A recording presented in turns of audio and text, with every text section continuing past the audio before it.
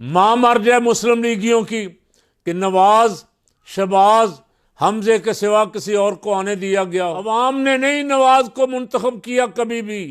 ये जब भी आया जाली इंतखाबात के जरिए आया है। पाकिस्तान में तब्दीली इंतखाब से नहीं इनकलाब से आएगी। ये इख्तिदार के लिए हर हद क्रॉस कर जाएंगे। बिस्मिल्लाहिर्रहमानिर्रहीम नहमदुहु व नुसल्ली व नुसल्लिमु अला रसूलिहिल करीम। आज अल्हम्दुलिल्लाह जुम्मतुल मुबारक का दिन है। रजब शरीफ की किस तारीख है? हम जुमा पढ़ के फ़ारिग होकर बैठे हैं। जुमा में मैंने अर्ज़ किया है कि 7 फरवरी को 8 फरवरी को इलेक्शन आ रहे हैं। 7 फरवरी को मेराजुन नबी सल्लल्लाहु अलैहि वसल्लम है। इलेक्शन आएंगे, एक दिन गुजर जाएंगे। आपस में लोगों की तकसीम अच्छी नहीं है, नफ़रत अच्छी नहीं है, लड़ाई एक दूसरे के साथ अच्छी नहीं है। जिसका ज़मीर जहाँ मुतमिन होता है वो अपने ज़मीर के इत्मीनान के लिए वहाँ वोट दे, वोट ज़रूर दें, निकलें ज़रूर, इसलिए कि आपके निकलने से ही कोई तब्दीली आएगी। और वोट दें कहाँ? वहाँ दें जहाँ आपको पता हो कि अगर रोज़े क़यामत पूछा गया तो कम से कम आप बता सकें कि मैंने किसी अच्छे आदमी को, अच्छी जमात को वोट दिया है, जिससे मुल्क का कोई फ़ायदा होगा, नुकसान नहीं होगा। जहाँ तक इलेक्शन का ताल्लुक़ है, इलेक्शन कमीशन की कल एक मीटिंग हुई जिसमें चारों आईजीज़, सेक्रेटरी दाखिला, वज़ीर दाखिला और मुख्तलिफ़ अफराद जो शरीक थे, फ़ैसला किया गया कि इलेक्शन 8 फरवरी को हर सूरत में करवाए जाएंगे। दहशत गर्दी के साथ आहने हाथों से निपटा जाएगा। अच्छी बात है, लेकिन बदकिस्मती ये है कि आखिर दिन तक अब चंद दिन रह गए। 2 दिन पहले इलेक्शन कैंपेन बंद हो जाएगी। ना कोई जलसा हो सकेगा, ना रैली, ना जुलूस, ना कोई नए इश्तिहार लग सकेंगे। अब तक की सूरत हाल ये है कि अब तक सब जमातों को लेवल प्लेइंग फील्ड नहीं मिली। एक जमात को तो तस्लीम ही नहीं किया जा रहा। अवाम उसके साथ खड़े हैं, हुकूमत किसी और के साथ खड़ी है, इदारे किसी और के साथ खड़े, और जालसाजी करने का ऐसा अजीमुशान प्रोग्राम बनाया हुआ है कि रिज़ल्ट का पहले पता लोगों को। पहले ही लोग गलियों में कहते फिर रहे हैं, जलसा आम में कहते फिर रहे हैं, मरियम कहती फिर रही है साड़ी गल हो गई, बिलावल कहता फिर रहा साड़ी गल हो गई।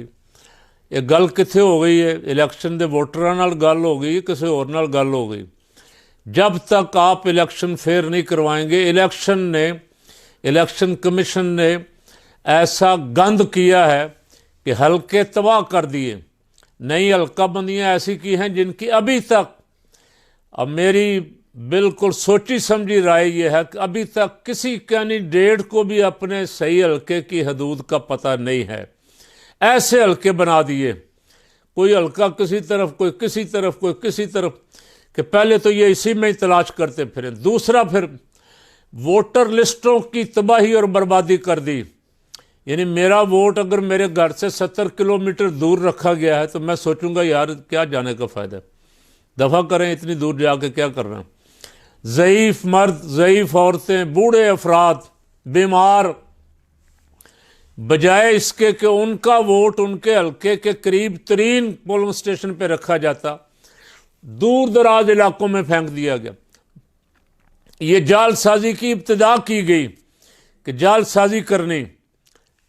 अगर जालसाजी इस इलेक्शन में ना हुई, 50% भी इलेक्शन फेयर हो गया, आज़ादाना मुनसिफाना हो गया, तो रिज़ल्ट नज़र आ रहे हैं। ये जितने लाडले फिर रहे हैं, जितने कह रहे हैं साड़ी गल होगी, इन सब का धड़न तख्ता हो जाएगा।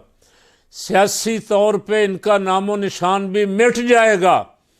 और मैं वैसे अवाम से भी 2-3 रोज़ से कह रहा हूँ, क्योंकि दिन करीब आ रहे हैं, कि ये 2 ख़ानदानों की हुकूमत हमारे सरों पे मुसल्लत है। एक गया, दूसरा आ गया, दूसरा गया, फिर अगला आ गया, फिर वही आ गया। ये आपस में लड़ाई भी इन्होंने इसीलिए रखी हुई।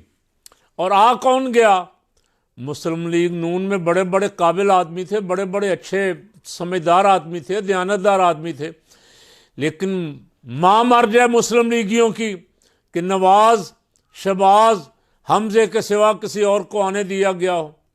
और कभी इस पे नून लीग की किसी मीटिंग में बैठ के सोचा भी नहीं जाता कि यार हमजा ठुस हो गया है, मरियम के बयानात की वजह से, मरियम से भी लोग तंग आ गए, मरियम के झूठों की वजह से।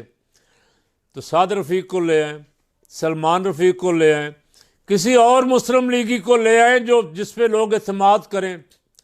जो लोग नजरियाती थे, जो पीपल पार्टी से भागते थे, उनके नजरियात की वजह से वो नून का साथ देते थे। लेकिन नून में एक खानदान की ऐसी हुकूमत, ऐसा कब्जा जैसे बादशाहतें होती हैं कि खानदान दर खानदान दर खानदान दर खानदान, ये सारा कुछ रहना खानदान में है।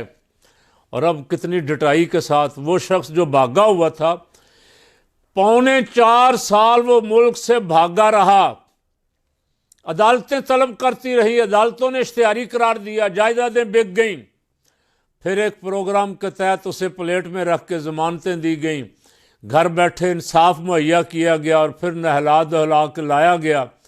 और अब मंशूर क्या दिया है जी, पाकिस्तान को नवाज दो।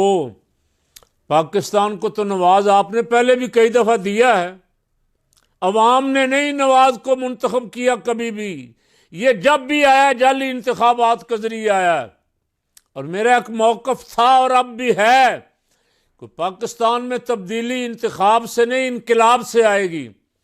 इंतखाब के ज़रिए तो यही आएंगे चोर और लुटेरे। इंतखाब के ज़रिए उधर बिलावल तैयारी करके बैठा हुआ है, उन्होंने भी अपनी लड़की मैदान में उतार दी, इन्होंने भी अपनी लड़की मैदान में उतारी हुई। ये इंतखाब, ये इक़्तिदार के लिए हर हद क्रॉस कर जाएंगे, कोशिश करेंगे किसी न किसी तरह इक़्तिदार की कुर्सी फिर मिल जाए। खौफ खुदा, शर्म नबी कोई शय इनको नहीं है। बिलावल रोज़ जलसों में झूठ बोलता है कि शहबाज ने ये कर दिया, इसहाक डार ने ये कर दिया। इसहाक डार ने रात मरियम की भी मंजी ठोक दी और बिलावल की मंजी भी ठोक दी। उसने क्या कहा, बिलावल कह रहा है मैं 300 यूनिट फ्री दूंगा, देखा देखी मरियम कहने लगी मैं 200 यूनिट फ्री दूंगी। इसहाक डार ने रात एक इंटरव्यू में कहा मेयर बुखारी को यारवाई में कि बिजली 200 या 100 या 300 यूनिट फ्री दे ही नहीं सकते, हमारे पास है ही नहीं, हमारे पास पैसे देने के नहीं हैं, हमने IMF से वादे किए हैं, बिजली तो और महंगी करनी पड़ेगी, ये झूठ बोल रहे हैं। तो तुम्हारे घर से तुम्हारे झूठ की गवाहियाँ मिल रही हैं। मैं रोज़ाना जब कभी इत्तेफाकन कोई तकरीर इनकी सुन लूँ, इन लीडरों में से किसी की, तो अल्लाह की कसम मैं डरता रहता हूँ कि कहीं मुल्क पे अजाब नाजिल ना हो जाए। वो जिन्हें लीडर बनाया गया, जिन्हें हम जो बताया जा रहा हमें तुम्हारे लीडर ये हैं, जो मीडिया दिखा रहा है 24 घंटे कि ये लीडर हैं, जो हमें इदारे बता रहे हैं कि ये लीडर हैं, एक तरफ झूठे केस बनाए हुए हैं, एक केस, दूसरा केस, तीसरा, कोई रह ना जाए, सारे केसों में बारी बारी सजा दे लो। फिर जब तुम्हारे मामला सेट हो जाएंगे तो पता चलेगा सारे केस उड़ गए हैं। अवाम का अदालतों से एतमाद उठ गया, जजों से एतमाद उठ गया, इदारों से एतमाद उठ गया। तो इलेक्शन अगर इसी तरह का करवाना है कि आप तय कर चुके हैं, आप लिस्टें बना चुके हैं किस जमात को कितनी सीटें देनी हैं, तो खुदा के लिए पाकिस्तान के साथ ये जुल्म ना करें। पाकिस्तान इस जुल्म का मुतहम्मिल नहीं हो सकता। पाकिस्तान की मैशत पहले ही डूब रही है, पाकिस्तान में महंगाई आसमानों को छू रही है। एक सादा सी बात मैं निगरानों से अर्ज करता हूँ, पूछता हूँ कि आपका क्या इख्तियार है? आपका इख्तियार तो सिर्फ ये था कि आप 3 महीने निगरानी करें और इलेक्शन करवा दें। आप रोज़ खबर आती है कि आपने बिजली की कीमत पर यूनिट 6.5 रुपये फिर बढ़ा दी, गैस की कीमतें आपने 200% बढ़ा दी। ये आपका इख्तियार ही नहीं है और कोई है इनको रोकने वाला? काजी फायज ईसा को सिर्फ एक ख़ानदान की फ़िक्र है कि वो आना चाहिए, उनके मुकदमात बरी होने चाहिए और एक शख्स जो है उसको जेल से बाहर निकाजी को और तो कोई फिक्र नहीं कि ये निगरान हुकूमत गैर आइनी काम कर रही है, अपनी हदूद से तजावज़ कर रही है। इसका ये राइट ही नहीं है कि ये महंगाई करे, ये चीज़ों की कीमतें बढ़ाए, गैस की कीमतें, बिजली की कीमतें। तो कौम पे रहम करें। और कौम से भी अर्ज़ करता हूँ, एक दफ़ा फ़कीर अभी कहना नहीं चाहता, कहूँगा इंशाल्लाह चंद दिन बाद। जिन जिनको मैंने मशवरा दिया था इन जाली इलेक्शनों से बचें, वो इंशाल्लाह 9 फरवरी को मुझे याद करेंगे। 8 फरवरी तक तो वो समझते हैं हर बंदा ही हवा में उड़ रहा है, हर बंदा समझता बस मैं ही मैं हूँ। और मैंने उनको कहा था कि ये इंतखाब नहीं, इनकलाब की तरफ आओ। इनकलाब कैसे आएगा? हम खूनी इनकलाब वाले भी नहीं, पुरअमन इनकलाब। कौम बाहर निकल आए सड़कों पे और ऐलान कर दे कि हमें ये सिस्टम मंजूर नहीं है, ये जालसाजी मंजूर नहीं है, हमें सिर्फ अगर चाहिए तो कमली वाले का निज़ाम चाहिए, रसूल पाक सल्लल्लाहु अलैहि वसल्लम का दीन चाहिए। सारी कौम आगे एक दफ़ा बाहर सड़कों पे खड़ी हो जाए, ऐलान कर दे, इनकलाब आ जाएगा। मजबूर हो जाएंगे सारे जो जालसाजी करने के मंसूबे बना के बैठे हुए हैं, जालसाजी के प्रोग्राम। आप अपने ज़मीर से पूछें, वोट डालने से पहले घर से जाते हुए भी इससे पूछें और मोहर लगाते हुए भी पूछें कि कल जाके मुझे अल्लाह और उसके रसूल की बारगाह में जवाब देना है। ये मुक़द्दस अमानत है, ये इसके अमीन को वापस करूं, इसके हकदार को वापस करूं, ताकि मैं कल अल्लाह और उसके रसूल की बारगाह में सुरखरू हो सकूं।